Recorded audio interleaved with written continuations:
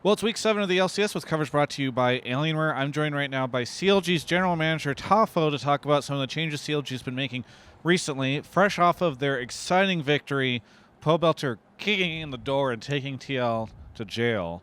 First off, before we get into anything, I want to make sure you have your badge hiding. Two, good. Yeah, we didn't see it, but still. Two, that game in particular must have been really exciting for you guys to watch. I mean, Pobelter, I think, going, 11-1 on Syndra? Yeah, it was really exciting, and we've been working on macro a lot, so seeing the objective control that we've been implementing on all the dragons and barons has been a really huge improvement over last week when we played IMT and we were struggling to get objectives, so I like to see that kind of improvement with the team. What has Pobelter's introduction of the team done for the team? Because it does feel as though it's a completely different team now. Yeah, I think he just brings a lot of structure and he brings a lot of leadership. He knows what he wants out of mid lane. I think a lot of other players have expressed that. And so because we know what he wants, we know how to play around him, and he knows how to play around us, where there's a little bit of a disconnect when we had Crown earlier. Do you feel like he's coming needing, looking to prove himself? Because that feels the way he's playing, right? It's like after not starting the split on a team, it seems like he's playing out of his mind. Yeah, I think he understands he needs to carry on this team, and he's been try-harding, and I think he's just a really motivated guy. So I think that him not getting a team adds a little bit of spice, but I think his work ethic has always been really high. Okay, so the big thing that surprised a lot of people was the ADC switch this week, and I'd love to dive into what caused that. Yeah, we figured since we're heading towards a split, we're very statistically unlikely to make playoffs, although we're still going for the win. We want to just experiment and see how the dynamics change by adding and removing different players. So we actually added Wind this week, and his team fighting and his laning, although he didn't show it on stage, have been really good for us so far. And other players have been taking different roles that Stixxay hasn't been in the game. It's not to say that Stixxay was the only problem, but we felt that Wind was one of the more plug-and-play players on the team from Academy. And in addition, since we got Pobelter, we opened up an import slot for us to try out. One of the things that really struck me as surprising is that when I interviewed Stixxay last week, he really highlighted Crown's language issues as one of the problems that led to communication issues within the team. I don't know if that was widespread or if that was just Stixxay's opinion, but then when I asked around about Wind, it sounds as though Wind is not entirely fluent in English. So I don't know, perhaps if I've been misinformed or what the deal is there, but I just kind of wanted to get your take on that. So yeah, Wind is not fluent currently. I think he probably knows 50 to 100 English words, but we know that Smoothie can talk on his behalf, so the communication's not really a loss. And I think in mid lane it's really pivotal that they really communicate well, because they're playing the map more than the AD carry that plays the side waves, the lane phase. You really need a talkative mid laner to really pull the team. We really don't think that's as much the case with AD carry, and especially because we have Smoothie. Everyone obviously is going to highlight Pobelter from that game, but do you feel as though having Wind in, did any part of you watching that game feel like, wow, we wouldn't be having the success if it wasn't for subbing in Wind? I mean, I think things are different. I think leadership roles and maybe the shot calling would have been a little bit different with Stixxay. But Wind unfortunately didn't have a good early game, so I think he played really nervous, got the stopwatch early. So it's just unfortunate that dive didn't go well, because I think if he got that first blood, we would have seen a very different game where Wind may have carried. But he started playing tentative because I think it was the stage jitters of playing for the first time in LCS. A lot of people, I think, are going to enjoy that game a lot because it was a bit of an upset. No offense to CLG, but you guys did not have the record going into this match that I think a lot of people expected. And also just because of the explosive ending to it, right, with Pobelter killing a bunch of people. However, it did feel as though CLG was struggling to close out that game after, you mentioned objective control. It feels like you guys controlled and gained a lot of objectives, but then couldn't finish the game. Is that your interpretation as well? I think it's just really hard to walk into Victor, Victor, Ornn, MF. If we just make one wrong move and go too deep, we get aced and then we lose the game. So when we're trying to push waves, they didn't have side wave control to really push multiple waves, and you just saw Victor just constantly clearing.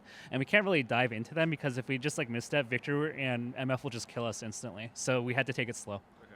So do you feel like there was a path to victory that would have gotten the game done any quicker, or do you think that this was just the nature of the comps? I think we could have done a little bit more aggressive play. We could have fixed the side lanes a bit quicker, and there's probably some things where we could have pushed earlier and made the Baron play a lot better. We unfortunately didn't really do that, so that's something we have to look at in like VOD review.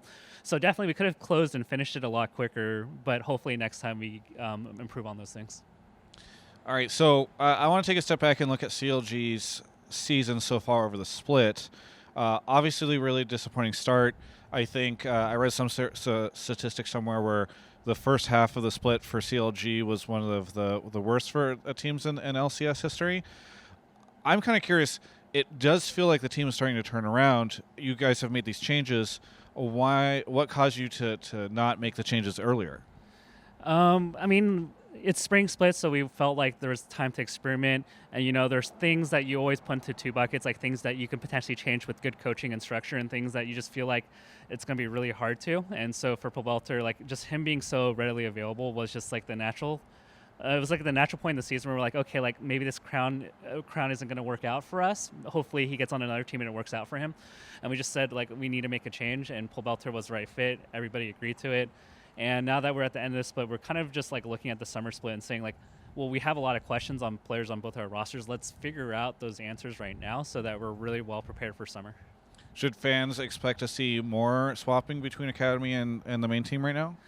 It's hard to say now. We're going to, evaluate a lot between the two stage games, this weekend and also scrims. And so maybe yes, maybe no. It's hard to really say.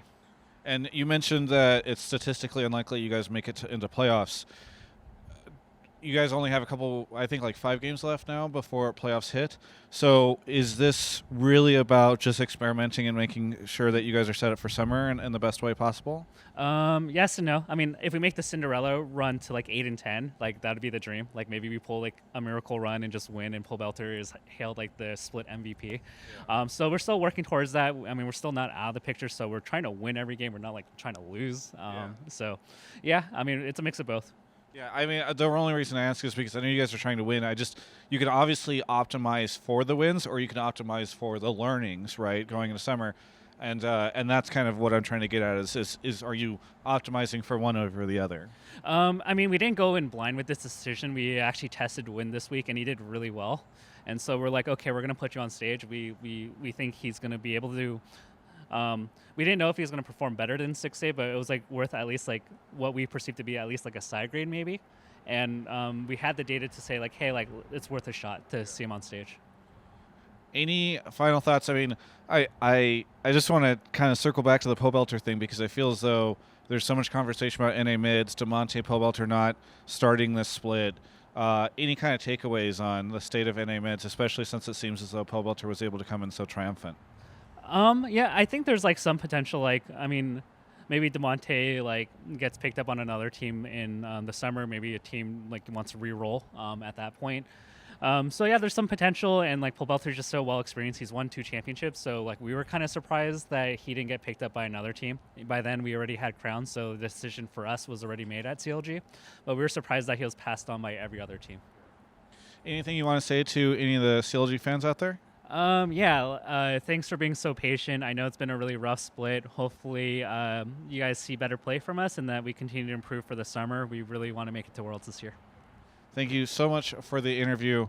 Now that we're done with the League of Legends interview, what do you think about the Smash pickups by Golden Guardians? Zane's a really great guy. Like, I think he's really funny and he does really great skits. So, like, he really wants to go into content. He's a top competitor. I really love it when Smash players get picked up, and I really like that pickup from GG. Okay. Yeah, I just want to sneak that in there because I think I'm interviewing him potentially on Monday, so I figured I'd ask you on camera. For everyone else, you can check out the rest of my coverage of all things esports right here on my YouTube channel.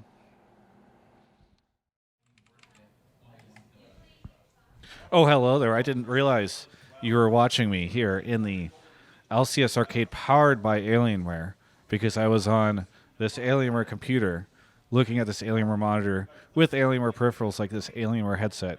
And I was just thinking about how great it is to be working with Alienware and how great it is to be using their stuff. They just support the League ecosystem so much. And I'm asking once again for your support in supporting Alienware. Alienware.com/Travis. There's a link in the description below. Also, you can use code Travis10 off, and that'd be great. I'd appreciate it, and they'd appreciate it. Anyway, this stuff is cool. No, it's legit. It's good. That's all I'm getting at.